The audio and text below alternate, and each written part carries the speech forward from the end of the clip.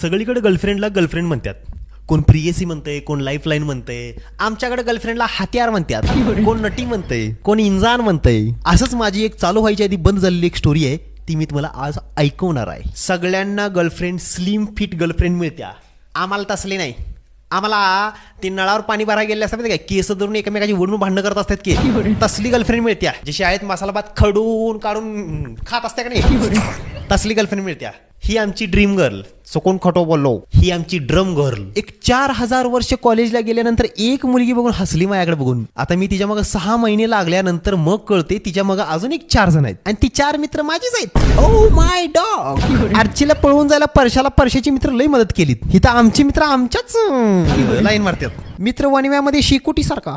असं बसं करून मी तिला विचारलं, माझं तुझ्यावरती प्रेम आहे, तुझं हाय का मायावरती. ती म्हणली विचार करून शकतो. मी म्हटलं तू मुलगी कधीपासून विचार करायला लागली. मी म्हटलं एक कडू मुलगी, मी जे विचारतोय ना त्याचं उत्तर गप टॉमेगत हो मन. मग असं करून आमची थोडेफार दिवस लव्ह स्टोरी चालली. या बेकार समाजाच्या नजरेत आम्ही वाईट झालतो. आमच्या या प्रेमाला घरच्यांचा विरोध होता. घरच्यांच्या विरोधाला जाऊन आम्ही विचार केला की आम्ही मनातल्या मनात लग्न करायचं म्हणजे. आणि थोड्या दिवसात आम्ही विचार केला की आम्ही पळून जायचं. मग थोड्या दिवसात ती पळून गेली, मला नाहीच विसरली. नंतर मी एक 10,000 वर्षानंतर पिक्चर बघायला गेलो. पिक्चर आता ती सध्या काय करते त्यावर मला ती आठवली. ती सध्या काय करत असेल. अरे लोक ज्याला मौत समजतात आम्ही त्याला शोक समजतात. समजलं का तुले? काजू म्हणतस माले. काजू म्हणतात तुले, कडू म्हणतात मला. आता तू मेले. नवली ब्रिजवर सोडून थांबायला.